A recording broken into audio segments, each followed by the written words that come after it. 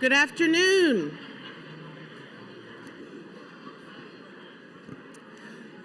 Good afternoon. I'm waiting for the hush to come over the room. There it is. So good afternoon and welcome to the 20th UNT Equity and Diversity Conference Keynote Luncheon Address presented by Peterbilt. I am Shani Barracks-Moore, UNT Denton, Director of Diversity and Inclusion, and co-chair of the 2020 UNT Equity and Diversity Conference Planning Committee. Welcome back to our conference attendees who have spent the morning with us today at the beautiful UNT Union. So for how many people is this your first time in the Union, in the UNT Union? Fabulous, right? So we hope to welcome you back for the next conference.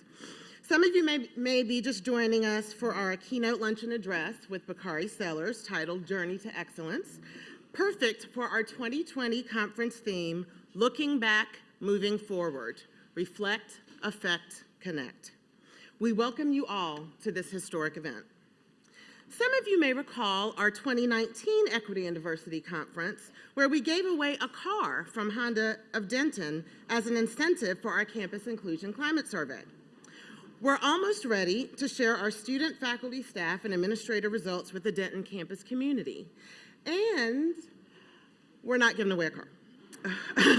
Don't have another car to give away. However, we do have a similarly historic occasion of our first ever presenting sponsor of the UNT Equity and Diversity Conference, Peterbilt Motors Company. Join us in welcoming them back to UNT.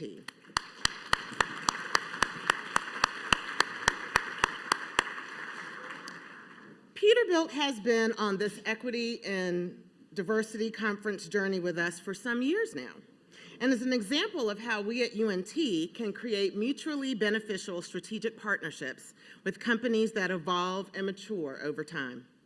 The Division of Institutional Equity and Diversity can credit Peterbilt with the conference's inaugural corporate track this year, as well as our first ever Equity and Diversity Career Fair, which I just heard someone may have been just offered a job in preparation for that. So students, it's not too late to dust off your resumes for the Equity and Diversity Career Fair.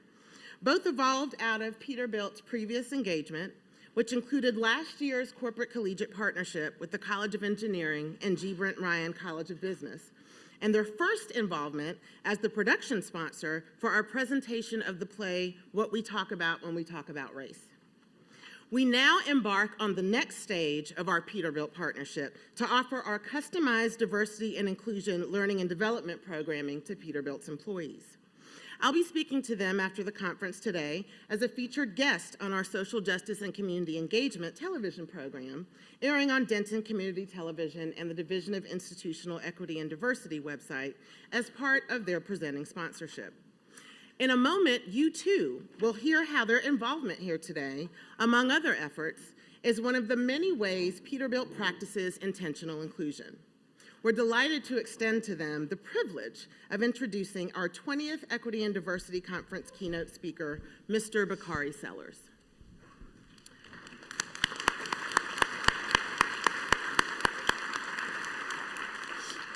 As a reminder, those of you here with us today and joining us online can tweet your questions for Mr. Sellers using our hashtag EDC, the number 20, the word at UNT, prefaced with question for Bakari Sellers.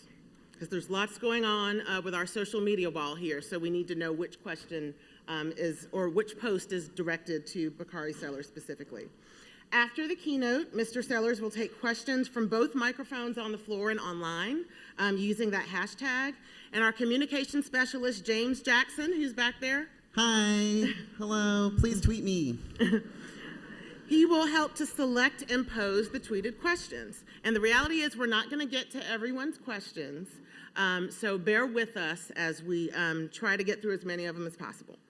So now let's give a warm UNT welcome to our 20th Equity and Diversity Conference inaugural presenting sponsor, Peterbilt Motor Company, and our friend, Sean Brewer.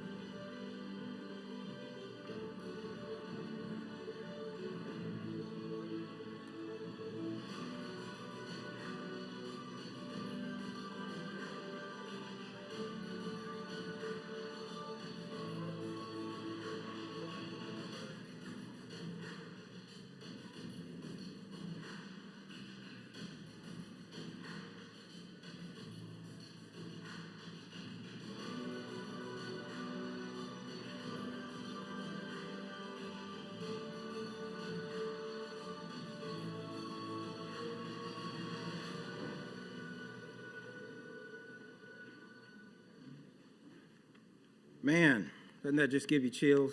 I don't know about you, but it gives me chills every time I see that video. Good afternoon, everyone. My name is Sean Brewer.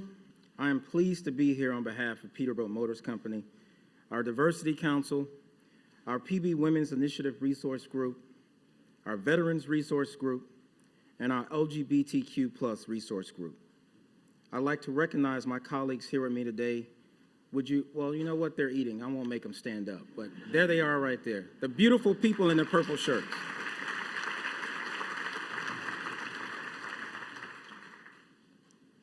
Peterbilt is committed to advancement in equity and inclusion.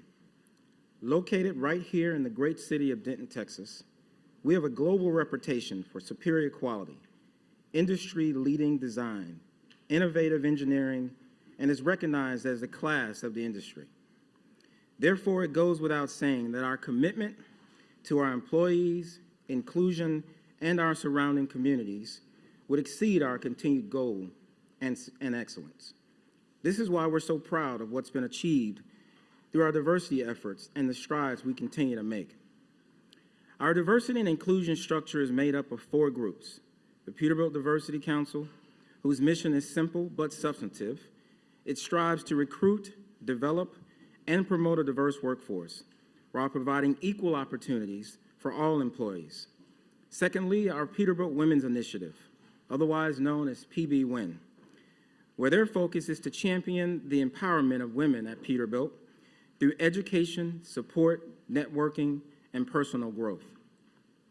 Thirdly, our Peterbilt Veterans Group, where they're focused on helping veterans maximize their experience and potential to strengthen Peterbilt's workforce. And lastly, for now, as we're growing immensely, our newest resource group, the LGBTQ Plus group. They've come on board and gotten off to an awesome start. Their mission is to promote LGBTQ plus understanding, education, and inclusion, as well as support and outreach at Peterbilt and the local community. Inclusion progresses the concept of diversity into action through an environment of involvement, respect, and connection, where ideas, backgrounds, and perspectives are harnessed to create business standards. Peterbilt realizes that both diversity and inclusion are imperative to success. That is why we are so very proud to be here today. We're returning for the 3rd year in a row as a sponsor of this great cause instituted by UNT. Last year, we were proud sponsors of the conference's inaugural Corporate Collegiate Partnership, which featured a panel discussion highlighting the advantages of diversity in corporate America. This year, we're delighted to be involved on an ultimate level as the conference's presenting sponsor, with influence of bringing, for the first time ever, a corporate track of topics to this year's agenda and discussions, including a Peterbilt-sponsored corporate breakout session that we had this morning entitled ERGs at Peterbilt and Their Corporate Benefit. I want to say once again that it is an honor for us to represent Peterbilt here today. I know all of my fellow colleagues would also agree. Being here is a privilege that we don't take lightly. And through today's events, we are eager to gain more knowledge with all of you on inclusion, education, and topics we can take back to our respective organizations. Now, with the great privilege of being this year's presenting sponsor, we also have the honor of introducing today's keynote speaker. Bakari Sellers made history in 2006 when, at just 22 years old, he defeated a 26-year incumbent state representative to become the youngest member of the South Carolina state legislature and the youngest African-American elected official in the nation.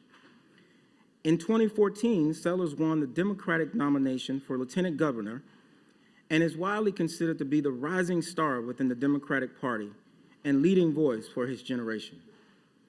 Sellers earned his undergraduate degree from Morehouse College, where he served as student body president, and his law degree from the University of South Carolina.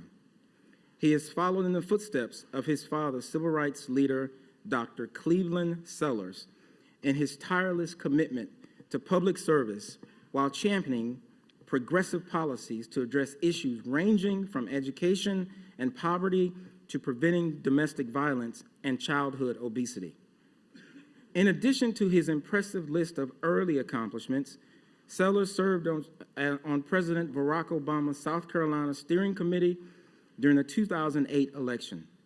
That, coupled with his uncommon ability to reach across the aisle and get things done, has led to numerous accolades, including being named the Time magazine's 40 Under 40 in 2010, as well as 2014's the Route 100 list of the nation's most influential African Americans.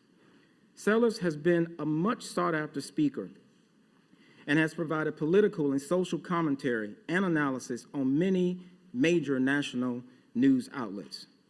He has served as a featured speaker at events for the National Education Association, College Democrats of America National Convention, the NAACP, the 2008 Democratic National Convention, and in 2007, delivered the opening keynote address to the AIPAC Policy Conference in Washington, D.C.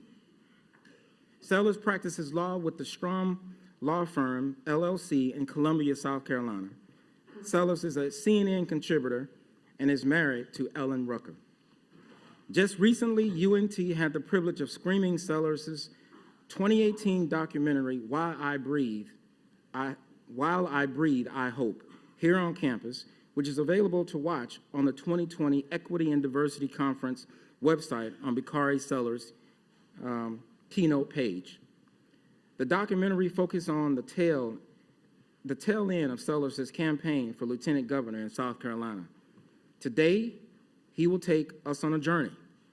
In his keynote address, Journey to Excellence, Sellers will reach back to his past and first-person interactions with his father, civil rights icon Cleveland Sellers, to his present-day hopes and struggles as he fights for the most marginalized people. I know his address will educate, inspire, and transform us. Presented here today at the beautiful UNT Union and those joining us online. Without any further ado, please give a warm welcome to Mr. Bakari Sellers.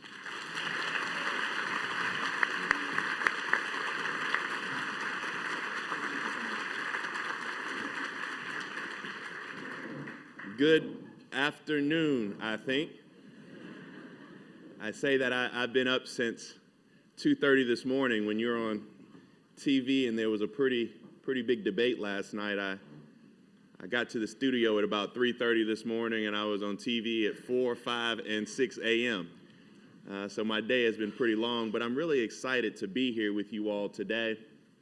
I'm from the big city of Denmark, South Carolina, where we have 3 stoplights and a blinking light. And my mom and dad would always tell me that the 2 most important words in the English language are the words thank you, and they're not nearly said enough. And so before I begin, I want to say thank you to Peterbilt. Give them a round of applause for sponsoring this. And to your administration for having this conference. Earlier today, I was talking about being intentional in your pursuit of diversity, but looking around this room, this is what it means to be intentional. I've participated in a lot of diversity and inclusion conferences, but I've never seen a room this packed. I looked across the table and I said, is it because the food is free? And they assured me that you all wanted to be here. In the words of the great American poet Sean Carter, also known as Jay-Z, you could have chosen anywhere in the world, but you chose to be here today. So thank you so very much. Give yourselves a round of applause as well. I know that many of you all watch a lot of cable news. In fact, my mom, true story, my mom, she watches a whole lot of cable news. So much so that about every other day she'll call me and she'll say, Bakari, did you see what Rachel Maddow said on TV last night? I'm like, Mom, that's the wrong channel. Mom, the wrong channel. So I know everyone wants to play pundit, and we'll have an opportunity to ask questions later today about absolutely anything. I remind people I'm only 35 years old. I haven't been in politics yet long enough to lie to you. So please ask me anything you so choose. But today I am going to talk about a journey, because many times we forget that life is not a singular step. Instead, it's a collection thereof. I'm reminded that we're all on this journey, and for the purposes of today's discussion, I remind you that every journey has to have a destination. And so for the purposes of today's discussion, we're going to talk about a journey to excellence. And I am going to treat you all today a lot like Elizabeth Taylor treated all 7 of her husbands, and that means I'm not going to keep you long. But I do think that it's necessary that we have this conversation about this journey. And I apologize beforehand for you flying this young man from Denmark, South Carolina, all the way out here to Texas.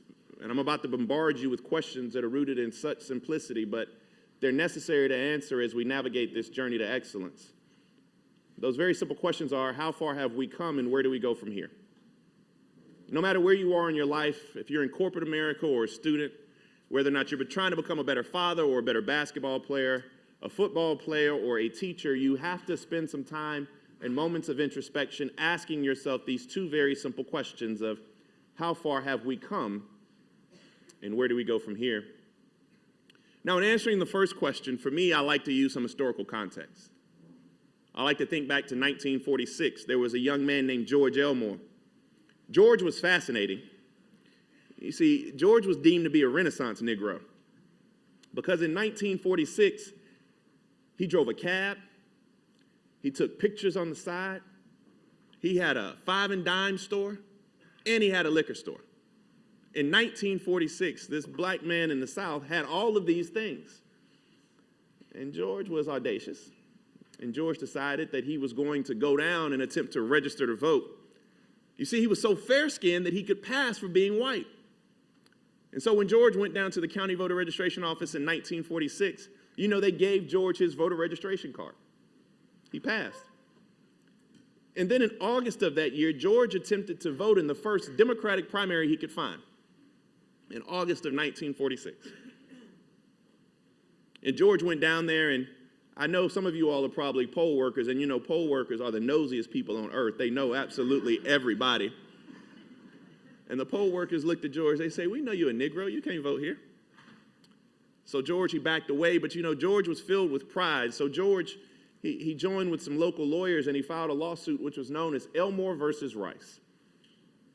When Elmore versus Rice was filed, they stopped distributing to his 5 and dime store. They firebombed his liquor store. His wife actually was housed in a mental health institution from having to undergo so much trauma, the crosses being burned on her yard, etc.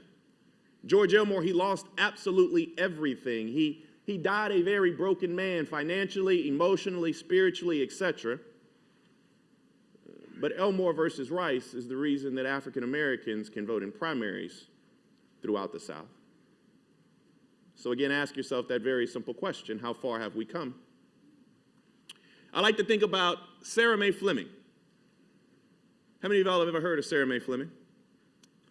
Like 3? Sarah Mae Fleming is one of my heroes. She's like one of the baddest people of the movement. She was a 22-year-old domestic worker. Domestic worker meaning she used to clean up hotels. In this story, it sounds a little bit familiar in that she was cleaning up a local hotel and came downstairs with her girlfriend, and she was dead tired from doing that back-breaking labor. And she got on the bus, but her sin wasn't sitting down in the front of the bus. Her sin was that when the bus driver told her to get up and get off the bus, she went out the front door, not the back door that the coloreds were supposed to use. So the bus driver punched her in the stomach and rode her down the steps. Now, I'm the furthest thing from a pastor, but it does remind me of in the book of Isaiah, and Isaiah was in the full awe and glory of the Lord, and the question was asked, "Who shall go for me?" And Isaiah said, "Here am I, Lord, send me." This is like growing up in the black church in the South. You learn these little scriptures. "Here am I, Lord, send me." You know, the most amazing part about this and the import of me telling you that aspect is that Sarah Mae Fleming, she wasn't looking to make history that day. She wasn't looking to be a heroine that day, but history found her. Sarah Mae Fleming, she joined with some local enterprising lawyers from the NAACP Legal Defense Fund, and Sarah Mae Fleming filed a lawsuit for her treatment that day. It was known as Fleming versus SCE&G, and Sarah Mae Fleming, at 22 years old in 1954, she laid the foundation in action and law for another young lady who stepped down 17 months later named Rosa Parks. So again, ask yourself that very simple question: how far have we come? And then I think about 1949 and Harry and Eliza Briggs. They were black parents in Clarendon County, South Carolina, not far from where I'm from. And I know how some of y'all's parents or grandparents tell y'all how they used to walk to school uphill both ways. Well, in 1949, black kids in the South, they literally had to walk to school while white kids got to ride school buses. And Harry and Eliza Briggs, they were tired of having their children wake up at 3 and 4 o'clock in the morning just to take that mile-long trek to school. And so all they wanted was school buses. And so they filed this lawsuit. They sued the school superintendent. This case was called Briggs v. Elliott. Now, the interesting part about Briggs v. Elliott is Briggs v. Elliott was the first case filed in the landmark collection of cases known as Brown versus the Board of Education.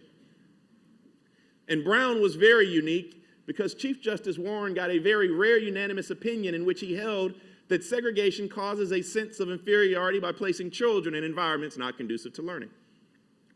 He said segregation causes a sense of inferiority by placing children in environments not conducive to learning. Now, some of y'all are staring at me. I will tell you that's not brilliance by any stretch. That's what $113,000 worth of law school debt will get you. But again, since that ruling, ask yourself that very simple question: how far have we come?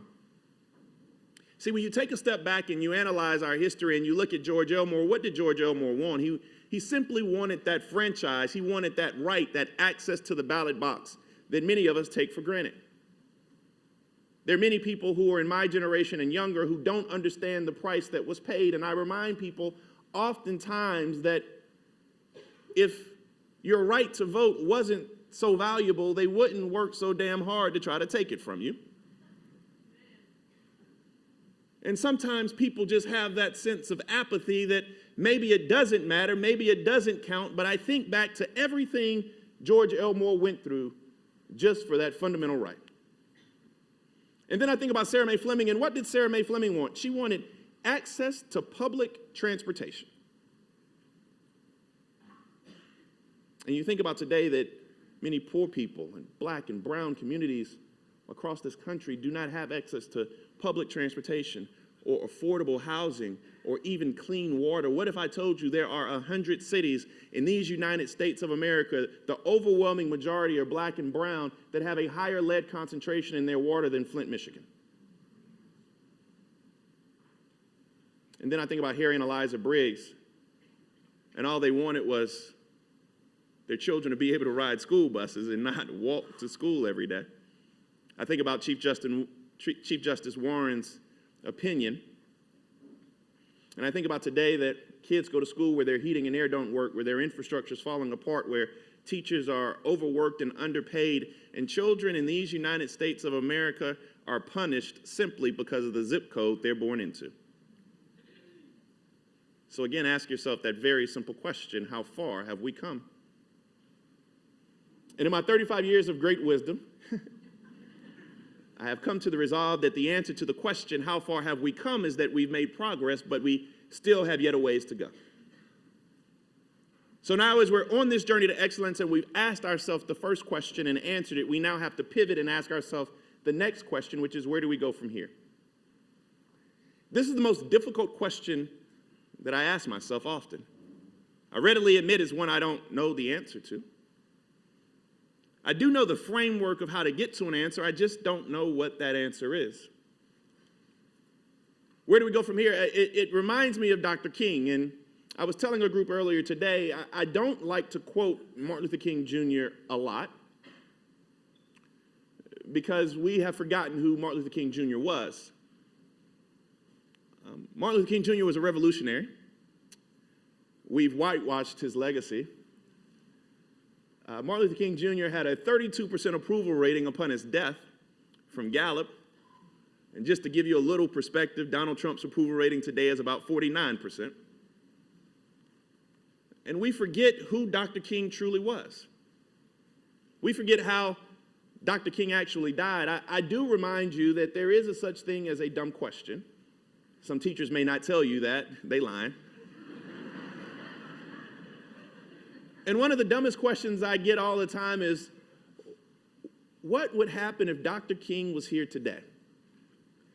The premise of that question makes you want to believe that Dr. King somehow died in his sleep, like he had a heart attack. But you see, Dr. King was taken from us in the most visceral way possible. He was in Memphis, Tennessee, protesting with sanitation workers, people who picked up our trash. These sanitation workers, they were, in the words of Fannie Lou Hamer, they were sick and tired of being sick and tired. They were working long hours with little pay, with no modes or methods to file any grievances. To add a little salt to the wound, right before Dr. King ended up in Memphis, Tennessee, the person who was in charge of the oppressive state of these sanitation workers, the public service commissioner, had just been elected mayor of Memphis. And for the cherry on top, a few days before Dr. King got there, it was a huge rainstorm in Memphis, Tennessee. And all of the white sanitation workers were allowed to go home. The black workers had to continue to work, and two black workers were taking cover under a shed when they were run over and killed by a trash compactor. It was the proverbial straw that broke the camel's back. And I remind people that Dr. King was there protesting with them for their labor rights, for their wage rights, for their human rights, and they took him away from us. So I oftentimes don't quote Dr. King, but when I'm thinking about this question of where do we go from here, it reminds me of a book he wrote entitled, Where Do We Go From Here? Now, let me also say that this is the second best piece of writing that Dr. King has, and know that I Have a Dream speech is not the best piece of writing. If you believe that, we can fight later. But the best piece of writing Dr. King has is the letter from the Birmingham Jail. The second best piece is this really small book entitled, Where Do We Go From Here? And in that book, Dr. King was a brilliant orator. He was a brilliant Baptist minister. He always knew how to take his audiences places, but he never gave you too many choices. It was either justice or injustice, equality or inequality. And to answer the question, where do we go from here, he gave us two choices. He said we can either have chaos or we can have community. Chaos or community. Think about it. When you all watch me on TV sometimes, I'm usually in a little box on TV, and there's a little banner, breaking news banner below me, and it usually says that it's chaos at 1600, or chaos at the border, or chaos in Iran, or chaos in the stock market. You read the newspaper, you can't help but to believe that we're on the brink of chaos. But see, the challenge for everyone who took the time out of their schedule to come here today and really want to be here, not just for the free lunch, but who is in this room for the right reason and a pure heart, is that we have to learn how to build community. Let me tell you a story about a young man who was born at 633 Frederick Street in my hometown of Denmark, South Carolina. When he was 10 years old in 1955, something happened that fundamentally changed his life. He would always say the strongest woman he ever knew was Mrs. Teal. See, Mrs. Teal was a uniquely strong mother. Mrs. Teal, in a room much like we're in today, she allowed her son, who'd been brutally lynched and thrown into Mississippi, to be laid in front of the church with an open casket. And the images of his face to be broadcast around the world. Now, I'm looking out at this audience, and how many of you all have not seen a picture of Emmett Till's face? Raise your hand. So I would suggest we just take a moment and you all take out your phones while I'm speaking. And I want you to Google Emmett Till. And what you'll see is you'll see a 13-year-old boy whose face literally has no bones intact. It's about as flat as a pancake. And Mrs. Till, she allowed the world to see what hate and bigotry and racism had done to her boy. You know, he allegedly whistled at a white woman, and we just found out about 3 years ago the white woman, she was trying to get into heaven, so she admitted she lied. I have no report back on whether or not she actually made it in or not. But this young man from Denmark, back then, the images, they didn't quite go viral like they go today. The picture was placed in Jet magazine. And he ripped the picture out of the magazine, he folded it up, and he put it in his wallet. It helped spur his activism. He's what they call a member of the Emmett Till generation. He began to lead marches and sit-ins in Little Denmark, South Carolina, but see, his parents were middle class. They owned a motel, they owned some small businesses. And so they not only feared for their young hero's safety, but they also feared for their own economic security. And so they wanted to get him out the movement, so they sent him to Howard University. That don't make sense to a lot of people in here. And when he got to Howard University, he befriended a man named Stokely Carmichael. Another ounce of irony is that Stokely graduated from Howard, but then convinced this young man from Denmark to drop out of school. And so he did. He dropped out of school, and he helped start this small fledgling civil rights organization called the Student Nonviolent Coordinating Committee, also known as SNCC. They got paid $8 a week. And right before Freedom Summer, they went to Miami University of Ohio. You see, people forget the little nuanced role that Miami University of Ohio plays in our civil rights history. That's where workers and civil rights activists went to train before they went down to Mississippi to register voters during Freedom Summer. And this young man from Denmark, he got a phone call that 3 of his friends had gone missing. And so he had to go to Philadelphia, Mississippi. How many of y'all have ever been to Philadelphia, Mississippi? Philadelphia, Mississippi is smaller than this student union. And he led the search mission for 3 of his friends who had gone missing. And during the day, they would hide in barns and sheds. And at night, they would go out and look in ditches and trenches. And ironically enough, they found these bodies behind the home of one of the local sheriff's deputies and ministers in the town. Their names were Goodman, Schwerner, and Cheney. That was this young man from Denmark's first real indoctrination into the movement. He ended up becoming national field director for SNCC until he came home and became involved in the most deadly civil rights demonstration this country's ever seen. Say it a little bit louder for the people in the back. He became involved in the most deadly civil rights demonstration this country's ever seen. You see, on the night of February 6th, 1968, the students at South Carolina State College, as was known at the time, decided to protest the All-Star Bowling Alley.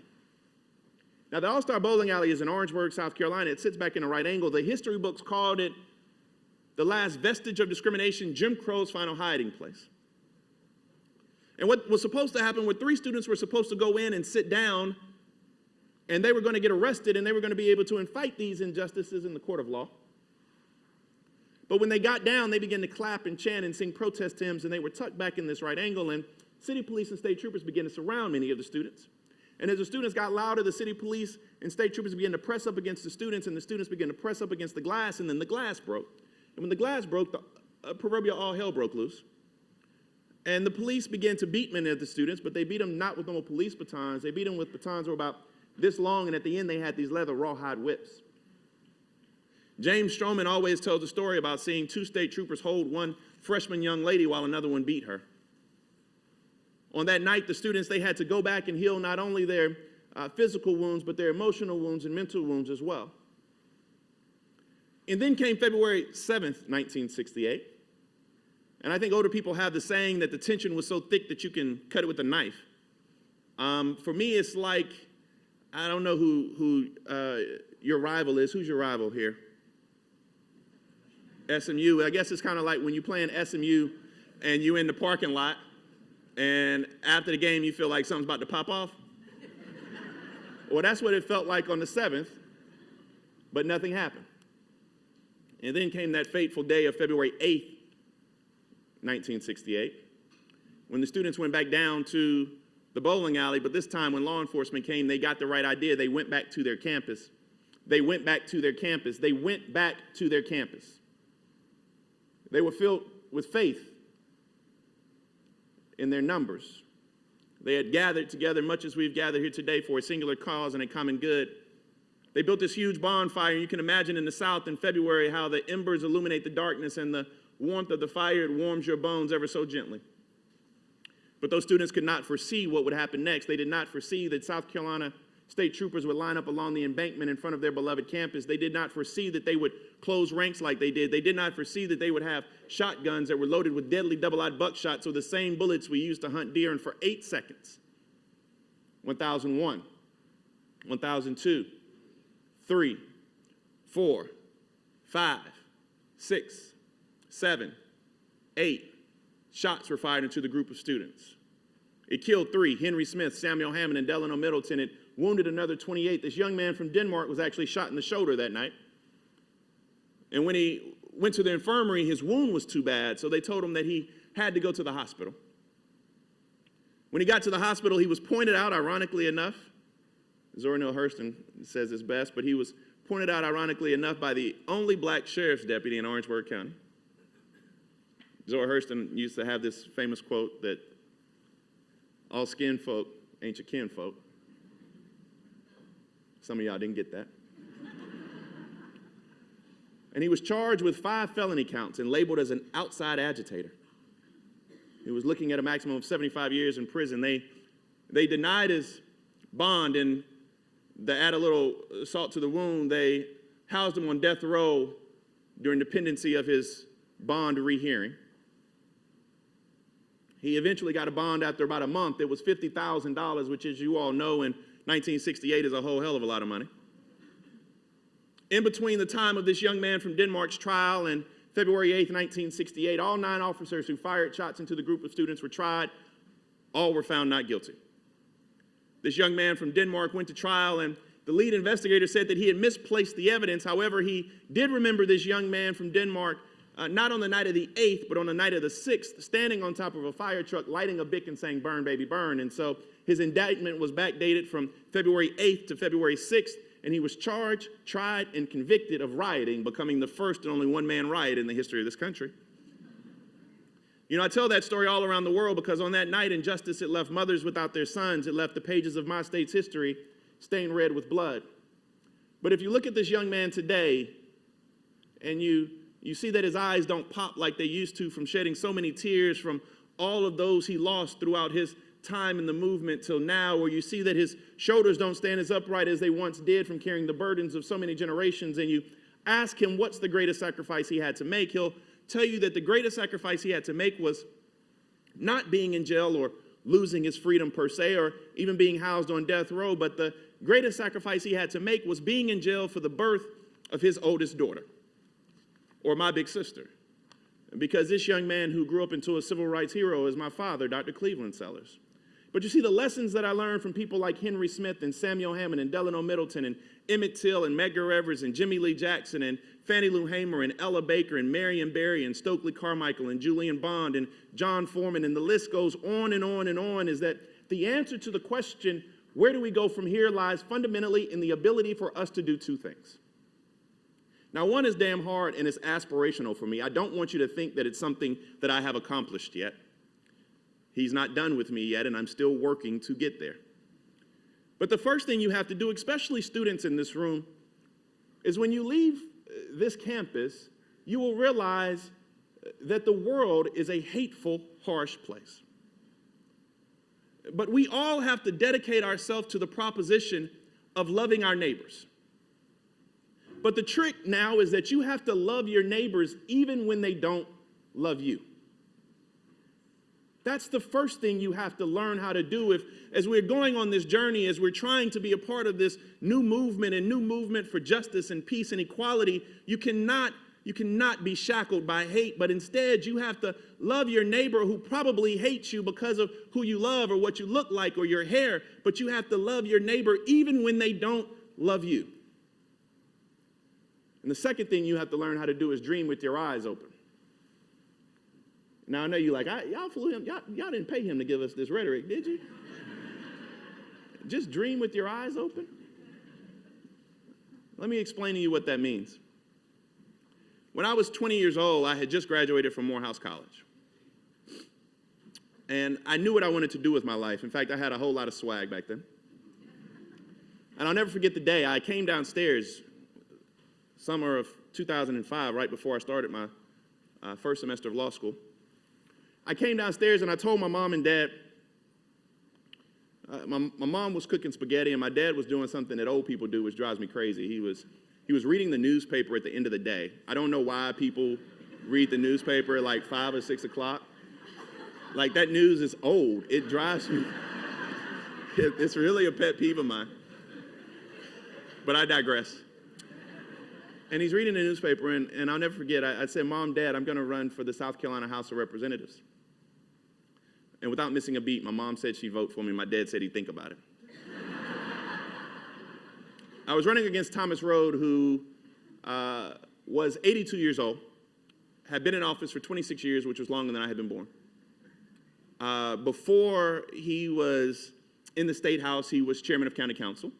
Before he was chairman of county council, he delivered the mail. Before he delivered the mail, he delivered the milk. He truly knew everybody in the community. And so I went out, and we knocked on over 2,600 doors and went to over 55 churches. I had to explain this one day to Cory Booker because Cory's from Newark, and apparently they had these buildings where people live on top of each other. But where I'm from, when you knock on 2,600 doors, that means you knock on a door, you drive a mile, and then you knock on another door. And on June 13, 2006, it was raining cats and dogs and pigs and turkeys and everything else, but we got 55% of the vote, and I became the youngest black elected official and the youngest state legislator in the country. But something was happening in our world. I don't know if you remember around this time, everybody and their mom was running for president of the United States, a lot like today. And so I was getting all of these phone calls because, of course, South Carolina is the first primary in the South, and here I was, the youngest state legislator and youngest black elected official. So Dennis Kucinich and Bill Richardson, John Edwards, Hillary Clinton, Bill Clinton, Barack and Michelle Obama, everybody was calling me to endorse them to be president. And so I'll never forget this. I was the only legislator with a book bag because I was going back and forth. I was going back and forth to law school. And so I had my book bag on, and I was walking to class, and my phone rings, and it's a private number. Give me just a moment of personal privilege, because I have to tell young people in this room, if somebody calls you from a private number, it's one of two people. It's either somebody very important, or it's a student loan company calling to get their money back. Y'all just need to know that. Know that when you leave. Just, if you don't, they won't remember anything else, but they will remember that piece of advice. And so I'm usually wittier and more sharp than I was during this conversation. I pick up the phone, and they say, do you have time to speak to Barack Obama? I had met the senator many times before. I say, of course. My failure was that I said, Senator, I'm on my way to constitutional law class. Why did I tell Barack Obama that? Because Barack Obama used to do what? Teach constitutional law.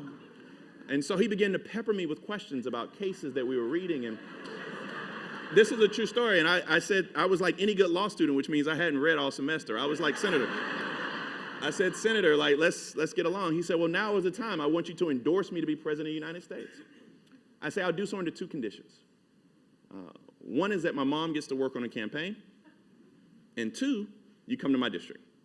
He said, done and done. So I travel all around the country for then Senator Barack Obama. And finally, in January of 2008, they called me and they say, Barack Obama's going to come to your district. Had a small problem being from poor rural South. We didn't really have a place to put Barack Obama. So we decided to put him 19 miles away from my home on the campus of South Carolina State University, in the same gymnasium that's named after the 3 young men who were killed in the Orangeburg Massacre. It was Smith, Hammond, and Middleton Auditorium. And I'll never forget that day. This is at the height of Obama mania. So people are coming from North Carolina, Virginia, Maryland, all around. They just want to, touch the proverbial hem of his garment. And I pull up, and there's a very small stage, half the size of this, just imagine, that's in center court. And there are people all around and behind you and all up in the rafters of the arena. And in the back, there's, just hundreds upon hundreds of international media. And I walk into the green room, and sitting down is Chris Tucker and Kerry Washington. And so it's me, Chris Tucker, and Kerry Washington, and we're just chatting. And in politics, everything is late.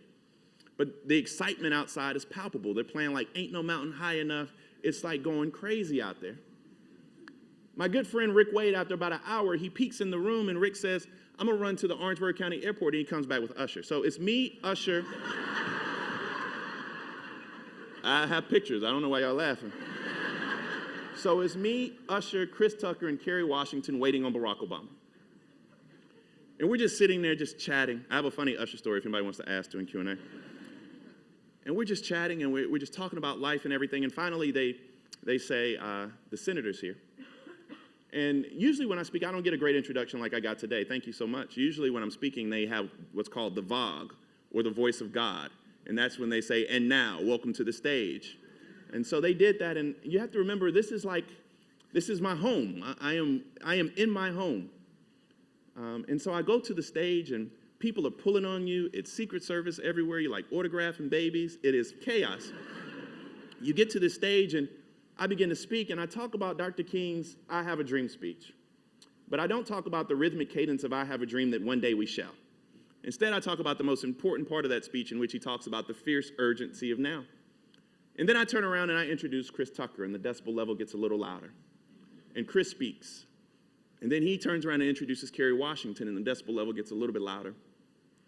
And then Kerry turns around and introduces Usher, and all the women start passing out. And then Usher introduces Barack Obama. And if you can imagine, I don't know if you all have been to a concert recently. I went to Travis Scott not long ago. And you know how it's just buzzing in your ear, how you just hear the humming. We were supposed to stand on stage behind Senator Obama while he spoke. But he looked at us, he said, y'all got to get off the stage. Just come back afterwards. But before we do, we take this picture. And to my left is Chris Tucker. To my right is the 44th President of the United States of America. To his right is Kerry Washington. And to her right is Usher Raymond.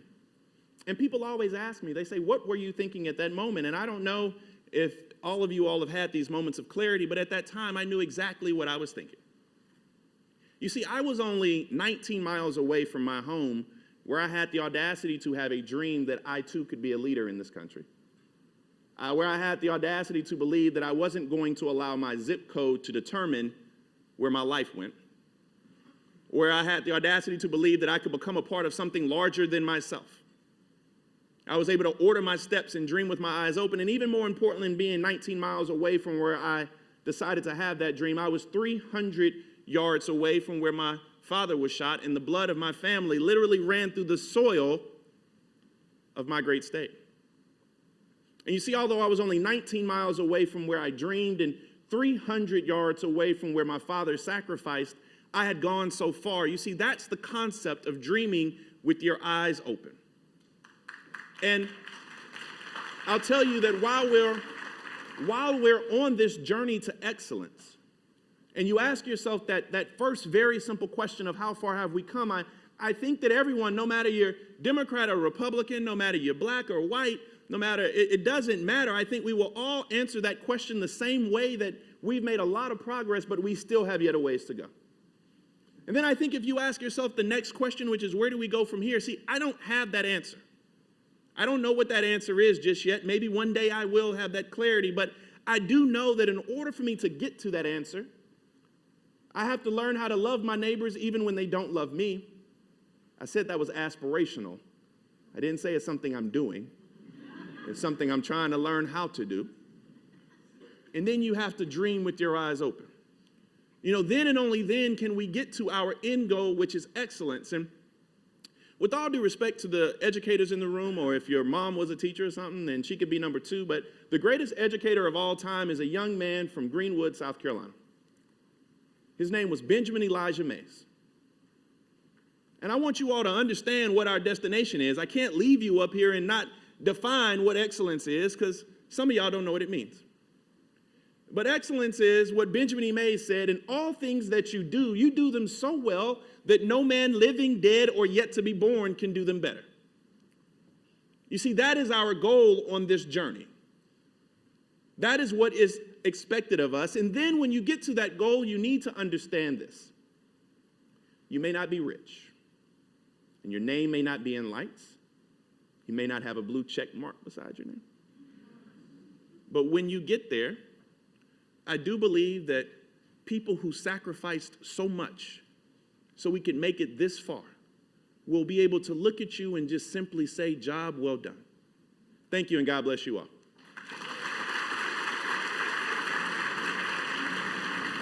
Thank you. What's your name?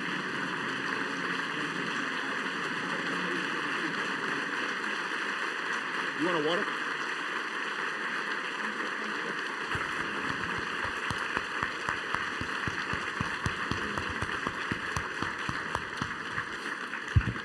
I believe they're Oh, you have Yeah, I got it, yeah. So thank you, Bakari, for that wonderful address. And before we open the floor for questions, I want to say that there is a lost pair of keys at the registration table, so now everybody's checking to make sure you know where your keys are. If you have lost a pair of keys, then they are being held at the check-in kiosk. So that's the first thing. The second thing I will say is that, and I say this every year, that we are going to open the floor for questions, but we ask you to embrace brevity in posing your one question for Bakari Sellers, and in posing your one question, that you limit contexting of the question with personal narratives, life stories, pontifications, or other follies, during which, with my trusty mic, I will say, and your one question? Basically, she's saying make sure you ask a question. Yeah, because sometimes it's like, okay, can we get, so I will, if you hear me say your one question, that means the Sandman might be coming to get you in a minute if you don't get to your question, okay? Does everyone know who, anyway, I won't ask if everyone knows who the Sandman is. So we are going to start with questions from social media while you all line up at these two microphones, and we will alternate between the two microphones for your, how many questions? Appreciate it. Okay, James, what do we have? All right, so our first question is, students have always been at the forefront of most major social movements. Seeing as how you two were very engaged as a young person, how would you advise young people today to get engaged in social justice and be more politically active? That's a really good question. I always remind people that no amount of change in this country has ever come from old people. It just doesn't work that way. I think it read in some famous book, like, and a child shall lead them, right? And so young people, whether or not it was the gay rights movement, women's rights movement, or civil rights movement, have always been at the forefront of any change that we've seen. I remind people often that leadership is extremely lonely, and you have to realize that. Protest is extremely messy. I'm someone, when you're in this movement, and administrators, please close your ears because you're going to hate me saying this, but ask for forgiveness instead of asking for permission. And remember that you have to become of some, this is a very selfless, being a part of a movement is very selfless and many times thankless and many times really, really lonely. And so practice self-care and take care of yourself. And remember, you can absolutely do anything in the world right here. You can literally change the world or ruin your career, but you can do, you're more likely to ruin your career than change the world. But I will tell you that we have access to the wealth of knowledge of the entire world at our fingertips every single day. And I think that there's so much we can do in terms of mobilizing, building community. And Barack Obama would always say that, anytime you want to get involved, people ask me that question all the time. It's very easy. It always starts in a church basement with cold pizza and a cell phone. Because you were finding some cause that you find to be worthwhile. And you're sitting there, you're making those phone calls, you're knocking on doors, you're doing whatever's necessary. And I spent some time with yourself. Young people are pretty cool because we aren't yet jaded by reality. We still believe in words like hope and love and truth and justice and peace, and words that are not so tangible, words you can't touch, but they still have a great deal of value to us. And as long as we still believe in those words, and as long as we still ascribe to those notions, I think the world still has potential, and this country still has potential to be a perfect union. So Let's do another question wanna do another from social media since no questions. Is it because I said one? Oh, no. My bad. Well, that's okay. We have more questions from Twitter. So, what is the role of businesses in promoting social justice? How can the business community lead government towards adopting policies and laws that create more prosperous and equitable opportunities for marginalized communities? That's an interesting question. What is their role? I would hope, I guess in my perfect world, I would hope that most companies took it upon themselves to help build community. I don't have that expectation. I think most companies care about their bottom line more than they care about their community. But not all, by any stretch. But I do think most do. But I do think that it's a role for for-profit companies to play just like they're playing right here today. I think this is the perfect example of being here and being present.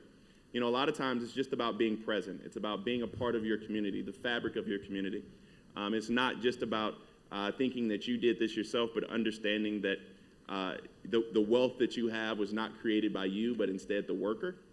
It's about empowering your workers to do more and be a part of their community. It's about allowing them the opportunity to be active and actually promoting social justice initiatives in your corporations. And I wish that more people did it. Earlier today, I was talking about the illusion of inclusion, but companies who take pride in diversity, who take pride in inclusion and having these voices kind of dictate their paths and charts, instead of bringing these people in after they have really, really poor commercials with Kylie Jenner holding a Coke or Pepsi, standing in front of the police. Do y'all remember that?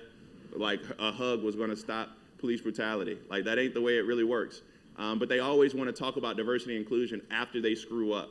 I wish that we had these conversations before we actually made those mistakes. And then, you had what's called corporate citizenship. I think that that's going to be integral as we move forward. Thank More? you. Okay. Yeah. Do you want to do? Okay. Yeah, well, there's no one at the, it's okay. I won't embarrass you. It's just the one question. Is it because you only like hearing my voice? I don't know. Your voice is kind of soothing, so Oh, thank you. Oh, are you moving towards the microphone? Wonderful. Okay. She has to break the ice, I know. Okay, yeah.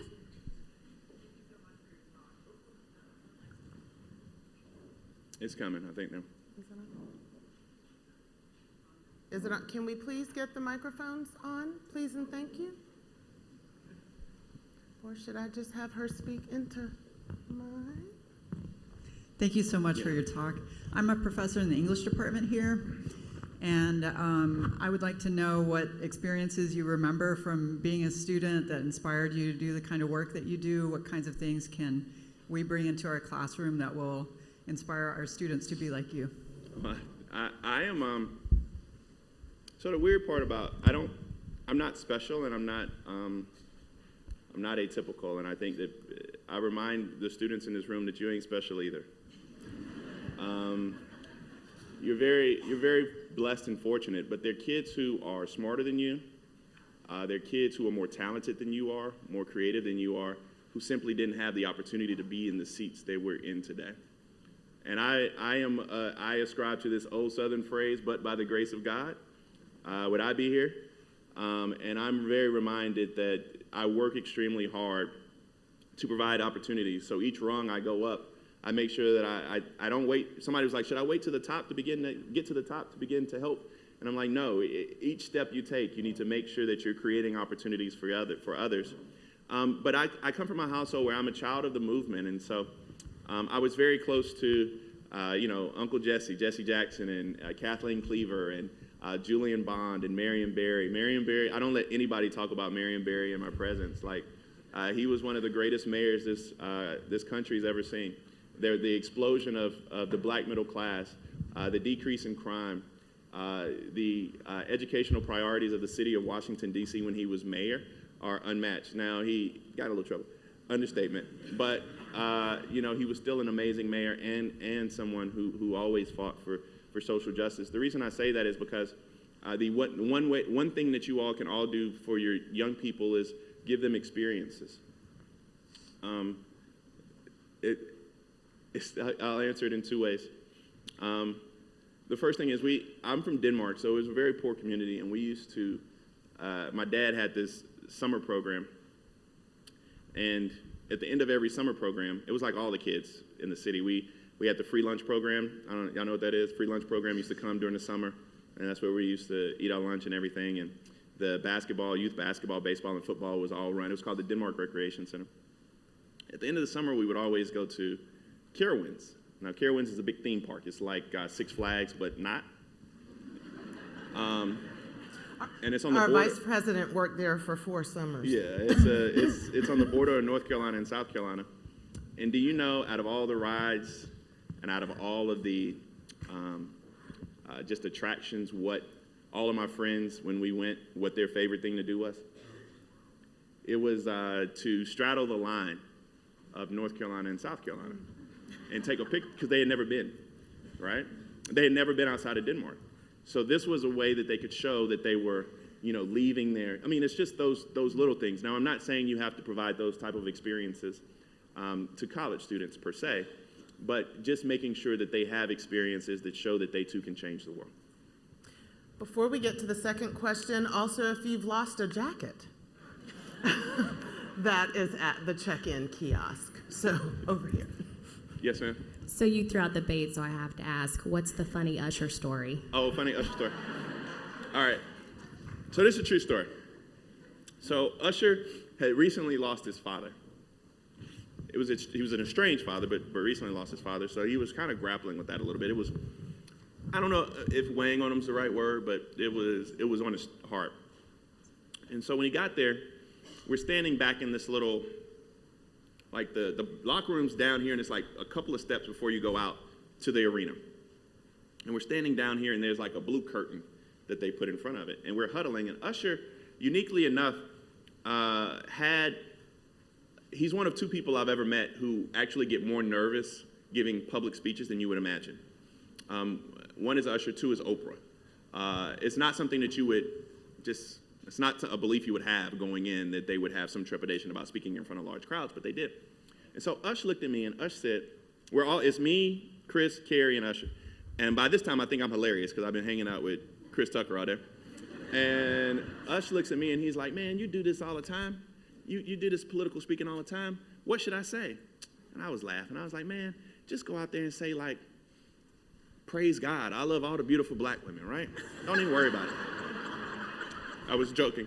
So Usher goes out on stage. We introduce Usher. The lights are bright. And the first thing Usher says is, praise God. I love all the beautiful black women. And we're sitting there like,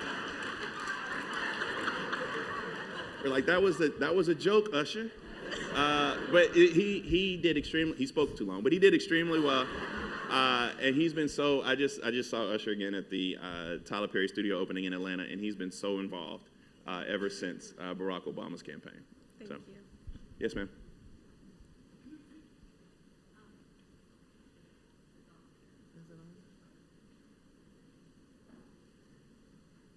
Oh, There you go. there it is. Thank you so much for your talk. It's so wonderful. So I'm really interested in this idea of loving folks who hate us.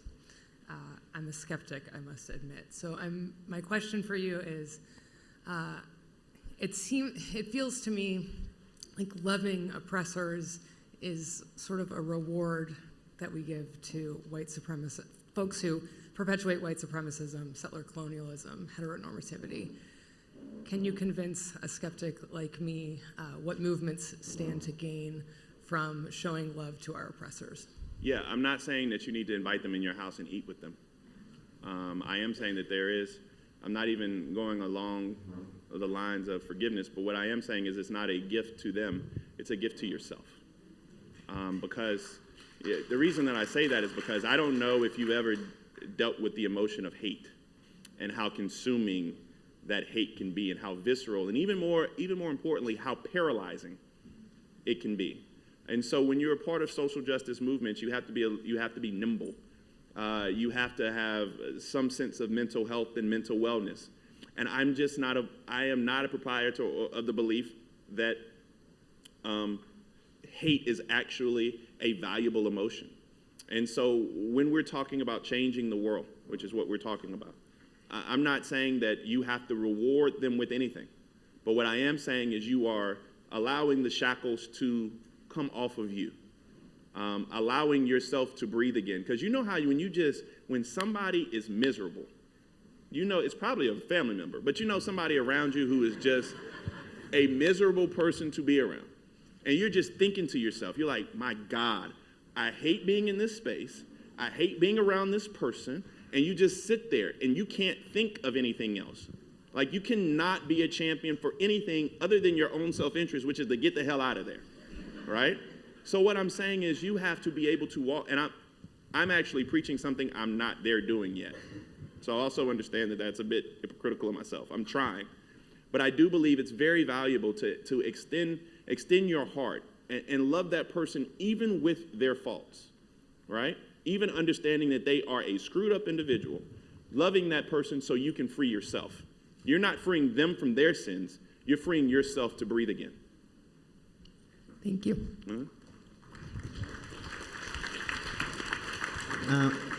So sorry, I'm going to ask another Twitter question real quick. This is, okay. Do you think a Democrat candidate who talks too much about doing things to end racial discrimination against black people can get enough white votes to win the presidency and defeat Trump? Yes. Great answer. Yeah. No, I think, that's an interesting question. Do y'all know what racism is? That's a serious question. Let me define racism for you. Because I get called nigger a lot. Okay? Can I say that word? I just said it. Okay. I don't know if y'all ever seen my social media feed or check my mail on a daily basis, but I get called nigger and coon and go back to Africa. I've never been to Africa. You should see some of the hate mail we get. Because, with social media, people can do and say anything. And people are very comfortable in their hate and bigotry. But for me, I'm not worried about anyone calling me nigger at all. I don't get caught up in the sensationalized rhetoric. Stokely Carmichael once said, if you want to lynch me, that's your problem. But if you have the power to lynch me, then that's my problem. Racism is a power construct. And so I don't get caught up in the sensationalized rhetoric that hateful people use, the vile language that hateful people use. I'm more focused on tearing down systems of oppression. So yes, if a candidate is talking about tearing down those systems of oppression, then they can be president of the United States. And what systems of oppression are we talking about? We already know the criminal justice system is jacked up, so I won't waste time on that. But we're talking about environmental injustices and the fact that black and brown people in this country are drinking water that is poisonous.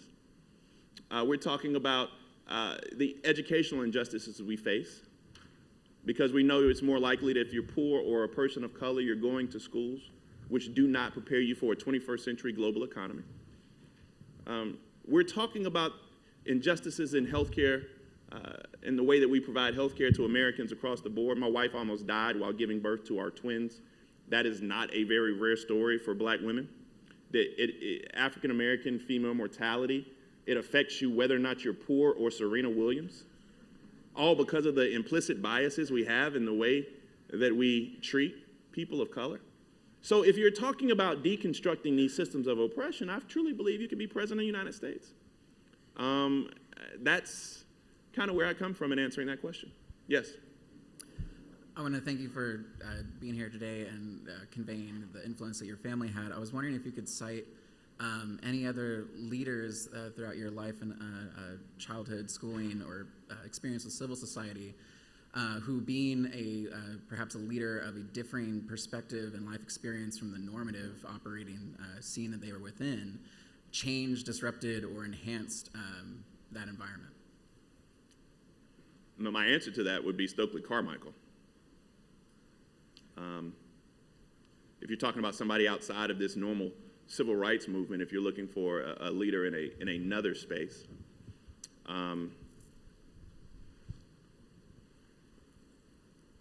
I admire a lot of my contemporaries, like with all my heart. I believe like Stacey Abrams is like one of the most brilliant people we have, on the planet. I think Andrew Gillum is like a politician who's before his time. I think Pete is brilliant.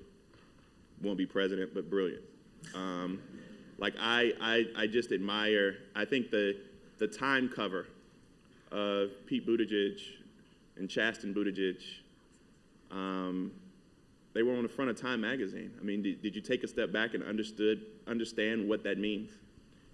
You have a gay man who loves his husband, who has a stronger marriage than the President of the United States, who can clearly define what marriage is and love is standing on the stage now at 38 years old, leading the Democratic primary with the number of delegates he has now. So there are a lot of people who are disrupting both internally and externally.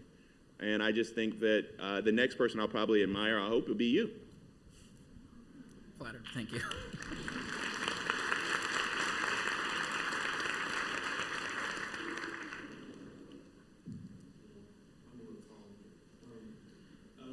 First, I want to thank you for today for coming in Sure. diversity and inclusion, and then just special plug to the Marshall Legal Program for allowing me to do this.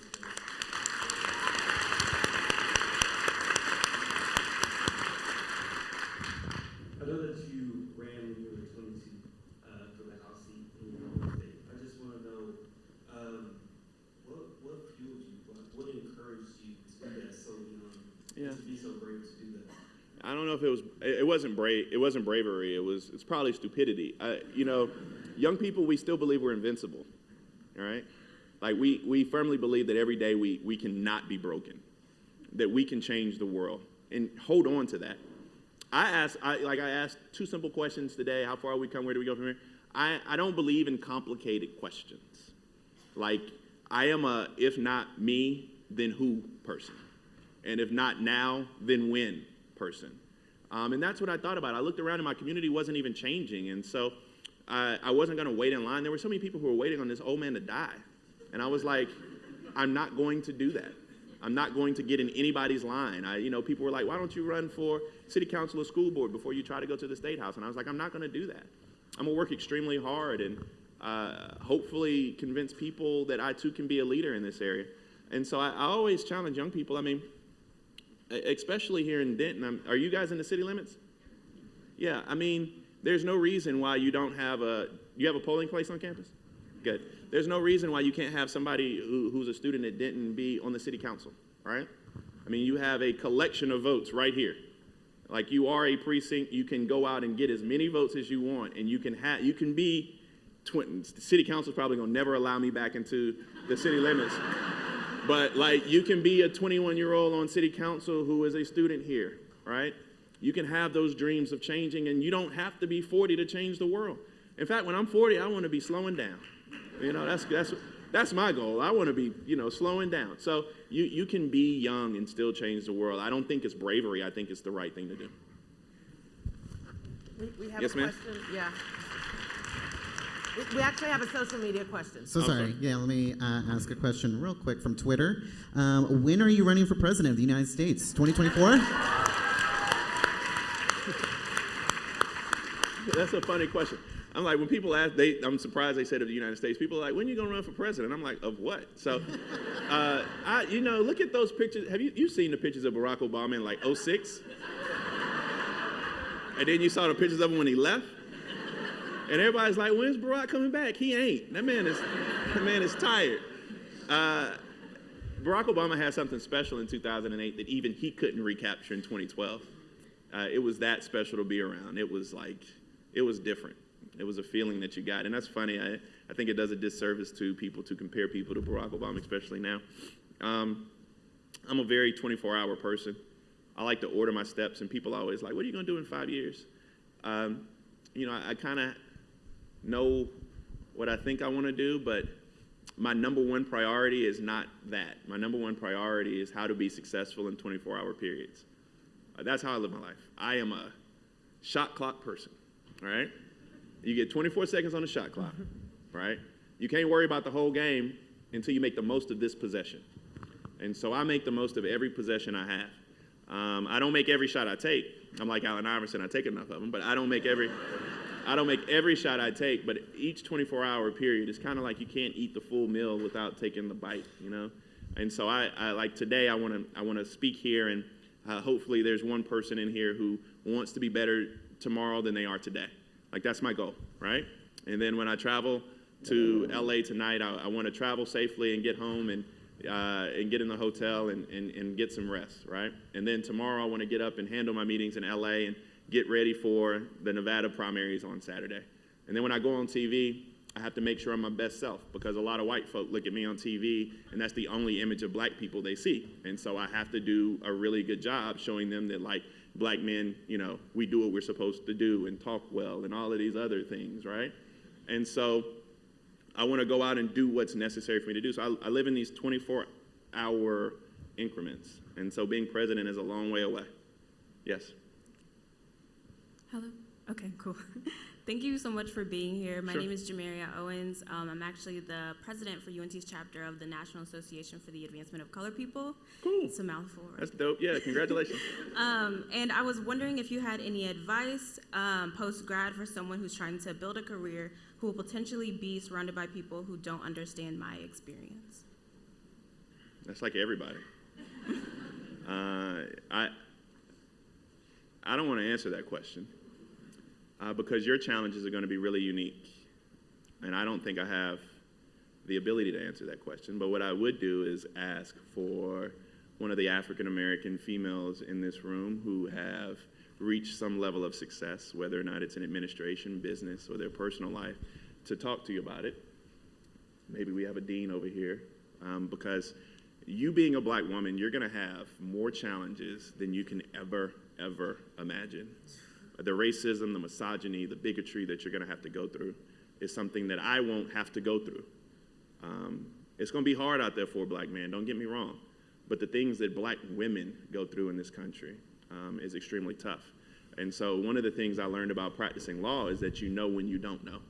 And I don't know what it means or how it is to be a black woman in this country. And so I would challenge some of the people in this room who have made that level of success to take you under their wing, for sure. I would just say expect the struggle to be real all the time. But you all carry it with such grace, so you can never tell. Yes, ma'am. So first of all, I just want to thank you for coming and speaking today. I really enjoyed your entire speech. You said you worked with Obama. I heard it. I was thinking at one point, man, when did they get Barack and UNT? But You were disappointed. It's okay to say that. She came to lunch thinking she was going to hear Barack Obama, and it's Bakari. Okay. Are you posing your question now? Okay. So I'm the president of the UNT Black Film Club, and so because of that, I wanted to ask you, is there any pieces of cinema that shaped the way that you involved yourself in the civil rights movement or anything like that? Yeah. I was just talking to some earlier today about the new docu-series on Netflix, The Assassination of Malcolm X. It's dope. You need to check that out. But I watch a lot of John Singleton films. This is like I want to say 30th anniversary of Boys in the Hood being Oscar nominated. Do the Right Thing. I'm a big Spike Lee fan. He's a friend of mine. My favorite movie of all time, I don't think it has a single black person in it. That's pretty weird. How You Like Them Apples? What is that from? Good Will Hunting. Good Will Hunting is my favorite movie of all time. I absolutely love that movie. But I just think that there's so much you can do with art. I don't know if you saw my documentary or the documentary about me. I was just the subject of it. I didn't do any editing or anything else. We did it over a 4-year period. It was an extremely long time. I've actually done reality TV. I was on Love Thy Sister I actually proposed to my wife in the season finale. We came on right before the Braxtons on WeTV. And now I'm on CNN. So I've kind of been in all aspects of this space, and I will tell you that we need more people of color telling our stories. And I think I just saw Harriet when I was sitting in the bed. Have you seen Harriet yet? It's on demand now. It's a brilliant film, and I think we need people depicting our stories who know what our struggle is. And so I'm looking forward to you doing those things as well. Thank you. Speaking of the documentary, his documentary, While I Breathe, I Hope, is actually available to watch on our website on the E&D conference page, on Bakari Sellers' page. Thank you for allowing us to screen that here at No, I'm glad you did. Thank you so much. You shared how, you touched on how impactful sharing stories such as Emmett Till's story was. How do you feel as though journalists, whether that be student journalists and storytellers, should move forward covering events like that today? Unfortunately, events like that, I mean, the difference between then and now is we can see them. You know, one of the things about Emmett Till is Emmett Till was just representative of the other hundreds of black bodies that were probably in the Mississippi and still there today. He was an example of everything that was going on throughout the Deep South at that time. And now it's a lot easier for you to capture those images and transcribe those images. When we think about Black Lives Matter, and we're talking about images, Mike Brown's story was gut-wrenching. Now, Mike Brown's story wasn't gut-wrenching for many of the reasons that you all believe Mike Brown's story was, because I know some of y'all have been watching Fox News and say that hands up, don't shoot is a myth, but you fail to realize why we were really pissed off about that. Mike Brown committed a strong-arm robbery. The punishment for strong-arm robbery at last check ain't death by cop. But that wasn't the issue. The biggest issue was that in the sweltering heat in Ferguson, in the middle of the projects, they left Mike Brown's body out there about 10, 12 hours, just covered in a sheet. And you could just hear his mom wailing in the background. And you just saw this black body laying out there that they didn't give the benefit of his humanity in death or life. And so for us, many of us who were active around that, that was it. And it's people who are able to tell those stories through their own lens. My advice to you about telling these stories, though, is always tell these stories from your truth, right? Always tell these stories from your experience. And it's okay not to be able to tell a certain story because that's not the truth you live, right? It's okay to pass it along to someone else who may be able to tell that story better. But people are not telling the truth anymore, mainly because people aren't living their truth anymore.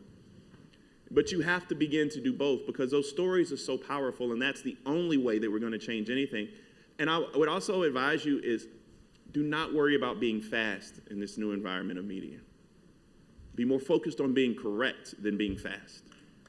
And that's kind of where the McDonaldization of media has happened, because now everybody wants to be first. And nobody cares about being correct. The best example of that is just recently when Kobe died. There's a reporter who went out and said that all 4 of his daughters were on the plane. I cried that whole day. I was heartbroken by that. But it was just somebody who wanted to be first instead of being correct. He's since been suspended. But just make sure you tell your truth, get extremely good at what you do, and you'll be okay. Thank you so much. Thank you. Guess this is the last question? Yes. Okay, this is taking more of a personal turn, but how do you establish balance in your life with social media and journalism and everything moving, like in your marriage, with your kids? What do you do to turn off, or how do you establish balance? Unfortunately, I don't have a lot of balance. I believe in therapy, we were talking about it earlier. And I do suffer from anxiety, which is not good in this new environment we live in. I'm a big proponent of therapy, so all y'all probably... And it's funny because those of y'all ain't clapping, y'all the ones that really need a therapist. We looking at y'all crazy. So I don't know. It's a new joy that I have with my twins. I have a 14-year-old daughter, and that's just difficult. I have no idea what I'm doing with a 14-year-old girl. I was telling somebody earlier we were having a conversation earlier. She didn't know what I was talking about, but I was saying that my daughter broke down and she was going through grief when Juice WRLD died, and she was just having a really rough go at it. I mean, she cried more over Juice WRLD than she did when she got dumped the first time. It was like a whole thing. You know, that was their musical, hero for the period of time. And just learning how to be a father and learning how to be a husband. And one of the things that helps me with that is by living in moments. Like I said earlier, 24 hours, I'm a big believer in moments. And so I'm a big believer in moments and making sure people know that you love them. That's the only way I know how to live. Like, you don't know about tomorrow. So every single day, we're a big I love you family. We're a big hugging family. We're a big affectionate family. We're a big dinner family. Whenever we're home, we have dinner. We all sit down and we have dinner. Like, y'all remember what dinner used to be? I mean, it's like a thing of the past. And so those little things are all I know how to do, because every day I go out here and fight, and my wife is very supportive. For those of you all who are not married yet, understand it's another job, but that's not what I'm trying to say. Make sure you find someone who can be supportive of you and you supportive of them. Find a partner in this thing called life, and find a teammate. And that's what we are, because I couldn't do it without her. I would hope she would say she couldn't do it without me. Not sure that's what she would say, but hopefully. And we just work at this thing one day at a time in very small bites. Thank you. Thank you. Well, Bakari, thank you for sharing this moment with us, and let's give him another round of applause.